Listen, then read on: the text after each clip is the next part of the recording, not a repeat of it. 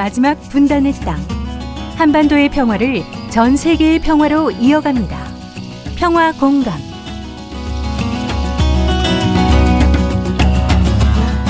네, 평화 공감입니다. 평화라는 말이 예전과 달리 각별하게 들립니다. 지금 우리 상황에서 평화에 대해서 가장 말씀을 잘해 주실 분 저희 스태프들이 애써 주셔서 모셨는데요. 통일부 장관을 지낸 분이죠. 정동영 더불어민주당 상임고문 스튜디오에 모셨습니다. 어서 오십시오. 네, 안녕하세요. 일단 새해니까요. 우리 청취자들하고 새해 인사 좀 나눠주시죠. 예, 이제 설명절 앞인데 복 많이 받으시고요. 그런데 덕담만 이렇게 할 수 없는 상황이 좀 안타깝네요. 네. 우리 국민이 정치를 걱정하고 외교를 걱정하고 안보를 걱정하는 상황이 좀 안타깝습니다. 국민이 걱정 안 하는 게 정상국가 보통국가인 거죠? 그렇죠. 국민은 본인의 생업에 충실하면 되는 것인데 힘드니까. 나라 걱정이 네. 크죠. 네.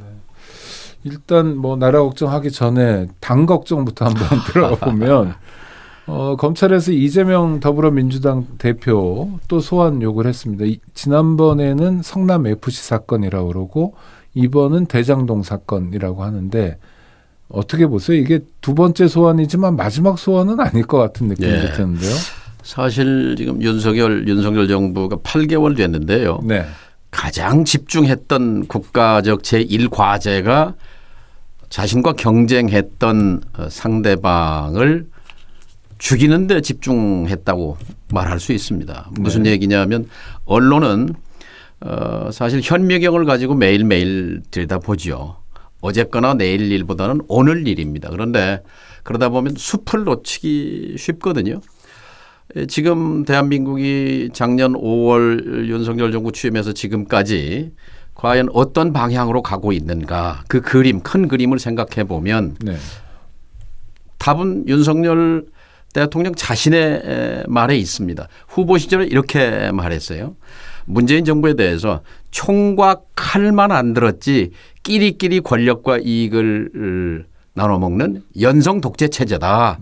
그러면서 이권 카르텔이라는 예, 얘기도 했습니다. 네. 내가 당선되면 멋지게 협치를 해서 국민 통합을 이루겠다 했거든요. 네네. 그런데 바로 거기에 그 속에 오늘의 현실을 설명할 수 있는 답이 있습니다. 지금 그 검찰의 반부패 수사부가 아마 검사가 60여 명이 넘는 걸로 아는데요. 네. 지난 취임해서부터 지금까지 그 60여 명의 검사가 온통 달라붙어서 이재명 죽이기에 붙어 있는 이거는 공정과 상식을 벗어날 뿐만 아니라 이거는 민주주의 국가에서 상상하기 어려운 이것은 연성 파시즘 또는 네. 연성 독재, 부드러운 독재라고 밖에는 말할 수가 없습니다. 서울중앙지검 반부패 수사부의 검사가 60명쯤인데 모두들 이재명 당대표를 겨냥해서 전부 여기에 매달려 있는 거잖아요. 이거는 국가의 사법 형사기구를 이런 식으로 운용하는 것은 네. 대통령의 직권 남용이고 국민에 대한 배신입니다. 그러니까 정 고문님 말씀이 따라가다 보면 만약에 60명의 검사가 전부 투입되려면 대한민국에서 가장 큰 부패 또는 가장 심각한 부패, 가장 큰 뭐 이런 부패가 이재명 대표의 부패여야 가능한 건가요? 아니면 그래도 불가능한 건가요? 사실 그 야당 대표도 대표직위지만 네네. 그러나 일개 시민을 그렇게 한다고 했을 때도 그것은 우리 헌법과 법률이 용납하지 않는 것이지요. 그리고 이미 대부분 다뤄진 사건들이라는 것이 이미 경찰이나 검찰에서 수년간 다뤄왔던 거거든요. 또 중요한 것은 몇 달 동안 그렇게 털었지만 확정적인 증거가 나오지 않았지 않습니까? 그럼에도 네네. 불구하고 뭐 구속영장도 청구하고 기소도 하겠지요. 그러나 그거 자체로 해서 얻고자 하는 정치적 이득이 있어 보입니다. 우리 국민들 입장에서 공통된 정서는 이거 아닐까요? 해도 좀 심한 거 아니냐, 너무 심하게 한다. 저는 오히려 이 정권이 목표로 하는 그런 정치적 과실을 챙기지 못할 수도 있다고 봅니다. 얻고자 하는 정치적 과실은 뭔가요? 그러니까 저쪽 세력, 나와 반대편에 있는 사람들은 부패 세력이다라고 낙인 찍는 게 얻고자 하는 건가요? 그러니까 멋지게 협치해서 국민 통합을 이루겠다 하는 그 그건, 약속의 네네. 정반대의 길을 가고 있는 거죠. 네네. 근데 이제 워낙 뭐 여론 지지도 낮고 하니까 그걸 이른바 야권을 이제 부패한 어떤 정당으로 이 자리매김하고 이미지를 지우고 또 이렇게 해서 사실은 이제 다음 총선을 겨냥한 정치적 수순이라고 해석이 됩니다만 그러니까 상대방을 추락시킴으로써 내가 반사 이익을 얻겠다 이런 그 과정에서 중요한 것은 국민이에요. 네네. 국민이 행복하겠습니까? 국민이 지금 마음 놓고 발 뻗고 자겠습니까? 바깥으로는 외교 참사, 안으로는 정적 죽이기. 이게 비정상적인 국면이라고 생각합니다. 그러면 정고문님은 이게 당내에서도 이를테면 이준석 전 대표, 뭐 유승민, 나경원 뭐 이렇게 일련의 흐름 또 당 밖으로는 뭐 이재명 당대표 이게 일련의 흐름 속에 있다 이렇게 판단하시는 거예요. 그러니까 맞습니다. 하나하나의 사건은 개별적으로 보이지만 지난 8개월을 놓고 숲을 보듯이 보면 숲을 봐야죠. 네. 유승민 전 대표가 정확하게 지적하는 네네. 것 같아요. 지금이 군사 독재 시절입니까? 일제 시대입니까? 네. 바이든과 난리면에서 바이든이라고 말하는 사람은 숙청 대상이고 난리면이라고 아부하는 자들은 자기 편이고 이게 정상입니까? 라고 묻고 있는데요. 누가 물어보는 게 아니라 바로 윤석열 정부 그 당에서 나오는 얘기 아니겠습니까? 자신들이 상식의 잣대로 생각해도 이것은 너무 하는 거고 너무 나간 겁니다. 네. 뭐 민주당에서는 뭐 일부에서는 이재명 리스크를 얘기하면서 당 대표의 개인적인 리스크와 당의 대응은 구분돼야 된다 이렇게 주장하시는 분도 있어요. 뭐 숫자가 많아 보이지는 않는데 그분들의 목소리가 언론에 반복적으로 소개되는 것도 사실입니다. 이 정부를 도와주는 거죠. 네. 그리고 제가 숲을 자꾸 얘기하고 있는데요. 네, 나라의 방향이 잘못 가고 있으면은 그것을 바로 잡는 데 힘을 집중해야 하지. 거기에서 개인의 정치적 이해관계를 따지는 것 그것은 좀 편협하다고 생각합니다. 네. 총선이 내년 4월이죠. 그렇죠. 벌써 내년입니다. 그러면은 뭐 15개월 정도 남은 건데요. 벌써 이러면 총선에 다가갈수록 이런 식의 드라이브는 좀 강화될 가능성도 있겠네요. 예, 사실은 지금 민주당은 169석, 170, 80석을 네. 이렇게 그 포괄하는 정당의 핵심인데 배부른 거대 야당, 또 겁먹은 거대 야당이라고 볼 수밖에 없습니다. 그러니까 이 정부 여당이 폭주하고 있으면 든든한 야당, 대안으로서의 야당이 있어야 하는데 네. 전혀 힘이 느껴지지 않거든요. 말하자면 어떤 틈이 있으면 당 대표를 공격하거나 비판하는 뭐 언론은 뭐 그걸 침소봉대하는 그런 구조니까요. 그래서 여기서 좀 더 야당이 결기를 보여줘야 합니다. 과거에 71석의 평화민주당, 79석의 새정치민주당 3분의 1, 4분의 1밖에 안 되는 의석을 가지고 대한 세력으로서 민주주의를 위해서 투쟁했던 그런 거울이 있습니다. 네. 오늘의 이 당의 모습을 역사의 거울에 좀 비춰봐야 합니다. 왜 그럼 이렇게 여당이었다가 야당이 된 지 얼마 안 돼서 그러는 겁니까? 이런 현상, 증세 어디서 온 겁니까? 아마 그렇죠. 여당의 5년 그 단꿈에서 아직 깨어나지 못했다고 봅니다. 어쨌든 김대중 대통령이 이런 얘기를 했어요. 이 시대 네. 최고의 개혁은 정권 재창출이다. 그런데 어쨌든 문재인 정부는 정권 재창출에 실패했습니다. 실패했죠. 거기에 대해서 일단 책임을 인정하고 성찰하는 데서 출발해야 하는데 이것을 후보의 책임으로 돌리려는 움직임, 그런 흐름 이것은 당을 위해서 좋은 일은 아닙니다. 그럼 더불어민주당 입장에서 보면 성공한 대통령은 사실은 김대중 대통령 한 번밖에 없는 거네요. 그렇죠. 노무현 대통령 성공했으니까. 정부를 창출했기 때문에 네네. 만일 노무현 정권이 탄생하지 않았더라면 김대중 시기 5년은 어떻게 역사에 자리매김됐을까? 지워졌을 겁니다. 말끔하게. 네. 문재인 정부도 지금 그런 그 처지를 겪고 있지 않습니까? 그 5년 동안 개혁을 열심히 하고 이를테면 남북 정상회담도 하고 남북이 함께 가야 될 방향을 설정하더라도 정권만 바뀌면 그렇죠. 아무 일도 없다는 것처럼 다시 긴장으로 갈 수 있는 취약한 상황. 내치도 중요하지만 네네. 결정적인 것은 남북 관계와 외교 아닙니까? 그 문재인 정부 5년에 애써 쌓은 공든탑 이미 무너져 버리고 지하로 다 파편화되어 버렸습니다. 지금 이 정부가 가고 있는 방향 아니 엊그저께까지 남북 정상회담이요, 남북 경제협력이요, 금강산 개성공단이 엊그제 일인데 네. 지금 까마득한 과거 역사가 돼버리고 지금은 압도적 우월한 전쟁 준비와 전술핵 탄두를 늘려라 하는 그런 강대강 마치 전쟁 전야를 방불케 하는 이런 국면으로 급전직하한 것이 결국 정권 재창출에 실패한 그 결과 아니겠습니까? 그러면 문재인 대통령부터 어떤 면에서 겸손하게 반성하기도 해야 되겠네요. 지금 겸손해야죠. 정권 네. 재창출의 실패가 나에게도 책임이 있다 그런 자세를 가져야 한다고 생각합니다.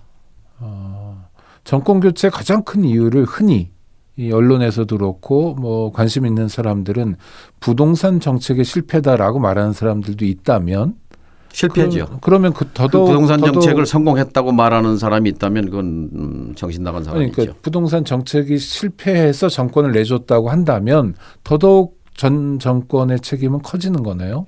더 반성해야 사실 되고. 선거 네. 전에 네. 그 시민사회 원로, 종교계 원로들이 청와대를 찾아갔습니다. 가서 네. 이 부동산 문제와 이재명 후보를 좀 분리시켜 주시오. 부동산의 실패는 나의 책임이라고 신년 기자회견에서 이거를 좀 얘기를 해 주는 게 좋겠다. 도움이 되겠다 했는데 네네. 사실 신년 기자회견은 자화자찬으로 채색됐습니다. 사실 네. 그 점이 좀 지금 생각하면 아쉬운 대목입니다. 어차피 정책 실패였으면 그 부분에 대해서 본인이 안고 가는 자세를 취했더라면 하는 아쉬움이 있습니다. 그리고 정책 실패로 고통받는 국민이 있었다면 그건 노무현 대통령도 그런 말씀 많이 했다고 그러더라고요. 뭐 가뭄이 있어도 내 탓인 것 같고 비가 많이 와도 내 탓인 것 같고 이게 그렇죠. 지도자의 기본 태도예요. 어떤 지도자도 공이 100%일 수는 없습니다. 그럼요. 네. 공도 있고 과도 있죠. 그 과오를 인정할 수 있는 용기, 그 용기 있는 지도자가 있고 그게 없는 지도자가 있다고 생각합니다. 알겠습니다.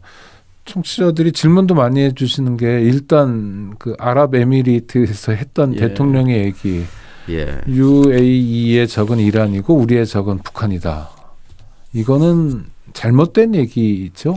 외교에 있어서 첫 번째 원칙은 프루던스, 신중함이라고 말합니다. 네네. 신중함. 네. 그런데 이건 초보 외교치고도 너무 나갔죠. UAE 적이 이란이고 그러면 왜 이란과 지난 60년 동안 우리가 우호 관계를 가져왔는데 이란을 적으로 돌리고 거기다 덧붙여서 우리의 적은 북한이다. 이것이 우리 국민을 얼마나 안전하게 만들고 우리 국익을 보태는 것이라면 좋은 말이죠. 그러나 국익을 해치는 거고 또 어쨌든 우리 국민을 위태롭게 만드는 그런 상황에 몰아넣는 것인데 그 점에서 정말 이거는 참모 리스크가 아니라 리더십 리스크, 대통령 자신의 리스크라고 할 수밖에 없습니다.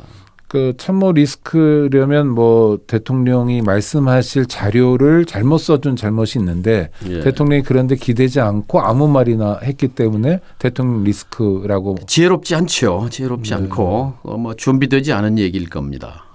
장병들에 대한 격려라고 하지만 해야 할 말이 있고 해서는 안 될 말이 있는 거지요.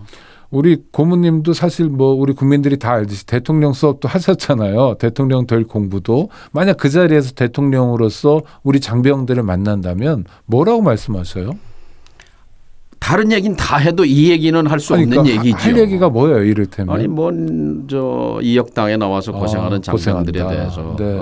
고맙다. 위로해주고 당신들이 애국자라고 얘기하고 네. 뭐 격려해주는 것이 무조건 건강해야 기본이겠죠. 된다. 그렇죠. 네, 고생한다, 고맙다. 이게 대통령의 말이어야 하는데 예. 엉뚱한 얘기. 그리고 엉뚱한 지금까지 이 과거 냉전 시대도 뭐 우리 국방당국은 북을 주적으로 한 적도 있지만 대통령 지도자가 나서서 우리의 적은 북이다라고 또 외국에 나가서 이렇게 얘기한 것은 처음인데요. 이것은 헌법 정신의 위반이고 남북관계 법률 위반입니다. 말하자면 헌법에 보면은 대통령은 평화적 통일을 통일, 위해서 네. 그 정책을 수립하고 시행해야 할 책임이 그렇죠. 있고 남북관계 발전법 같은 데 보면은 대통령은 정부는 남북 간의 화해와 긴장 완화를 위해서 노력해야 된다고 돼 있어요. 네. 근데 긴장 완화와 남북 화해가 아니라 이것은 긴장 고조와 적대 의식을 높이는 그런 발언을 국제사회에 나가서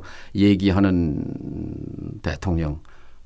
우리 국민이 걱정할 수밖에 없습니다. 그냥 정치인들이 쓰는 말로 헌법과 법률 위반이 아니라 진짜 백이 헌법과 법률 위반인 거네요. 정식으로 헌법 네네. 위반입니다. 네. 헌법 66조 대통령 해가지고 네. 대통령은 이제 국가 원수고 행정부의 수반이고 네네. 그러면서 평화적 통일을 위해서 노력해야 된다고 되어 있습니다.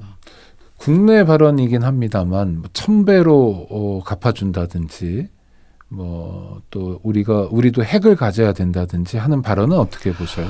핵무장론도요. 네. 대통령 입에서 핵무장론이 나온 것은 저 정부 수립 이후 최초입니다. 사실 군사 정권 때도 없던 얘기죠. 그렇죠. 핵무장론을 대통령이 공개적으로 그렇게 얘기한 적은 없죠. 미국이 경악한 일이기도 하지만 이건 실현 가능성도 없고 옳지도 않습니다. 실현 네. 가능성이라는 건 뭐냐? 우리가 핵실험하는 나라가 될 수 있습니까? 핵실험장을 대한민국 어디다가 핵실험장을 설치할 겁니까? 어디다가 일단 지역 주민들이 반대할 것 핵 같은데. 재처리 시설을 어디다가 그렇죠. 놓고 네. 그 플루토늄을 재처리해서 핵실험을 한다는 말입니까? 안보리에 회부돼서 제재를 받으면 대한민국 경제는 거덜 안 납니까? 아니 한수만 생각하면 그건 실현이 불가능한 얘기입니다. 미국의 세계 전략에서도 그건 용납되지 않는 얘기고요. 아니 고모님 북한이 경제 제재 받는 거랑 미안하지만 북한은 좀 저개발 단계잖아요. 대한민국이 경제 제재 받는 거랑은 완전히 차원이 다를 것 같은데요. 북한도 어렵지만 우리는 수출로 네.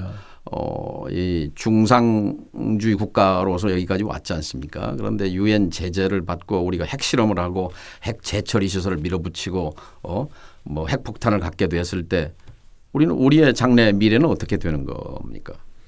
그리고 망했다고 얘기해도 지나치지 않겠네요. 재앙이죠. 재앙. 그리고 실현 가능성도 없고 옳은 일이 아닙니다. 옳은 길은 뭐냐? 한반도의 핵 문제를 어떻게든지 평화적으로 해결하기 위해서 노력해야 하는 것이 대통령의 책무입니다. 주어진 헌법이 명령하고 있는 그런 책무지요. 헌법이 명령하는 책무를 대통령이 이행하지 않고 오히려 한반도의 긴장을 이런 더 식으로 계속 조성하면 가면 이거는 저는 이 국가 안보를 위태롭게 하는 탄핵 사유에도 해당될 수 있습니다. 이렇게 계속해서 예를 들어서 네.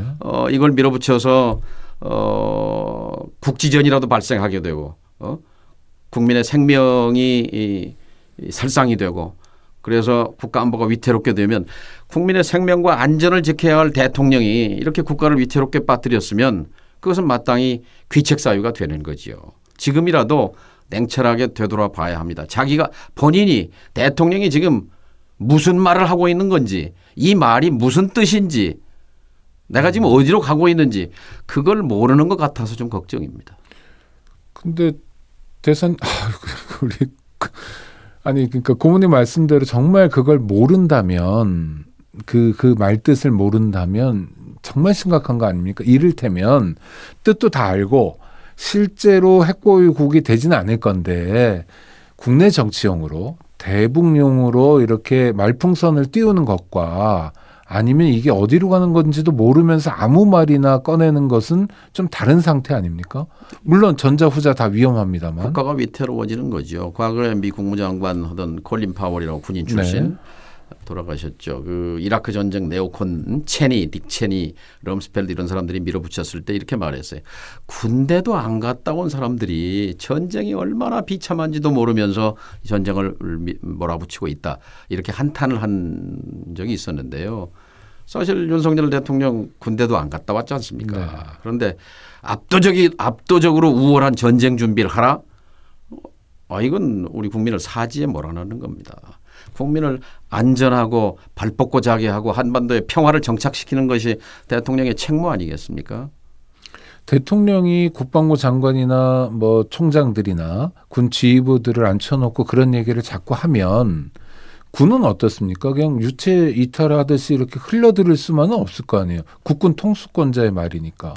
그렇죠. 그래서 9.19 군사합의 파기 같은 거를 얘기하는데 그것은 우리를 어떻게든지 이 긴장을 완화하고 좀 안전하게 특히 접경 지역 네. 국민들을 좀 안심시키는 그런 조치 아니겠습니까?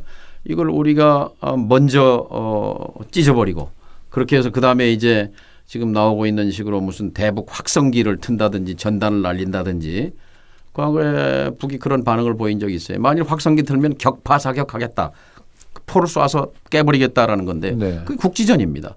그러면 거기다 100배 뭐 10배 100배 보복하면 뭡니까? 아니 1000배도 얘기했어요. 그러면 100배 1000배면 전면전 아닙니까? 전쟁을 하면 이거는 상상하기 끔찍한 시나리오입니다. 아니 그러니까 지금이라도 그렇지만 하나만 해보면요. 그러니까 전쟁은 무조건 안 돼요. 전쟁은 그렇죠. 범죄예요. 뭐 절대 받아들일 수 없는데 만약 진짜 전쟁이 일어나면 우리는 어떻게 되는 겁니까? 만약 그 시나리오가 몇 가지가 있을 거 아니에요. 미국도 뭐 언젠가 검토했다는. 보수 언론의 한 논설위원이 이런 칼럼을 쓴 적이 있어요. 네. 3일만 참으면 된다. 아 전쟁하고 3일만 참으면 3일만 견디면 그럼 북조선을 해방시킨다. 북을 평평하게 만들 수 있다라는 건데 네. 자 그럼 본인은 안전하다는 걸 전제한 건데요. 네. 이거는 이 광인적 사고입니다. 미쳤다는 거네요. 네. 94년에 1차 핵위기가 발생했을 때 클린턴 대통령 집무실에 그 한반도 상황에 대한 비상회의가 열렸습니다. 네네. 그때 주한미군 사령관도 그 국방장관 뭐 군지휘부가 다 모여서 그때 보고가 뭐냐면 72시간이면 평안북도 영변을 평평하게 만들 수 있습니다. 그런데 문제는 휴전선에 배치되어 있는 장사정포가 서울을 향해 불을 뿜을 것이고 전면전이 발발하게 되는데 그렇게 되면 3개월 내에 미군 사상자 5만 명, 한국군 사상자 50만 명, 한국인 민간인 사망자 100만 명, 그리고 대한민국의 산업시설 70% 파괴라는 보고가 뒤따랐습니다. 그래서 망설이고 있었던 거예요. 그때 카터 대통령이 평양에 가 있었죠. 네. 극적인 전환이 이루어졌는데요. 그건 94년이니까 그때는 핵무기 안 갖고 있을 때입니다. 북이. 그렇죠. 지금 최소 한 40개 내지 60개 핵탄두를 갖고 있다는 거 아닙니까? 네. 3일을 참여하는 얘기가 무슨 얘기입니까? 100배 1000배 보복하겠다는 얘기가 무슨 얘기입니까? 제가 오늘 이 자리에 와서 정말 하고 싶은 얘기가 그겁니다. 우리 민족에게 이 평화는 그냥 필요 충분 조건이 아니라 절대적인 겁니다. 절체절명인 겁니다. 윤석열 대통령이건 누구건 지도자건 일반 시민이건 전쟁을 입에 올리는 사람은 이 시대 평화에 대한 배신자입니다. 있을 수 없습니다. 평화는 선택이 아니네요. 선택이 아닙니다. 그러면 미국의 시뮬레이션으로 당시에 94년에 30년 가까운 세월이 지났는데 150만 명이면 지금 1000만 명이 죽는다라고 말해도 과장이 아닌 거 아닙니까? 그리고 최근에 그 뭐 방사포, 네. 600mm 방사포, 저쪽에서는 방사포라고 얘기하는데 그건 단거리 탄도 미사일이거든요. 400km 부산까지 날아가는 거죠. 거기에 이제 전술핵 탄두를 장착하겠다는 것인데 뭐 핵무기 말고라도 광화문 대거리에 포탄, 재래식 포탄 몇 개만 떨어져도 대한민국은 마비됩니다. 주식시장은 어떻게 되겠습니까? 외국인 투자자는 어떻게 됩니까? 한국의 세계에서의 위상은 어떻게 됩니까? 그걸로 대한민국은 절단 나는 겁니다. 한 방에. 그렇죠. 한 방에. 네. 이거는 그래서 저는 지금 윤석열 대통령의 행보가 지극히 위험천만하다는 얘기입니다. 여기서 멈춰야 합니다. 이럴 때 국민들은 사실 힘이 없기도 합니다. 뭐 저항하고 촛불 들고 이런 것도 있지만 사실 제대로 된 역할을 누가 해야 되냐면 그렇죠. 야당이 해야죠. 야당이 해야죠. 저는 그 부분이 참 미흡하다고 봅니다. 민주당이 지금 김대중 대통령께서 하늘에서 굉장히 답답해 하실 겁니다. 아, 이런 형국 속에서 민주당의 행동이 없고 목소리가 들리지 않는 것에 대해서 한탄하고 계시리라고 생각합니다. 네.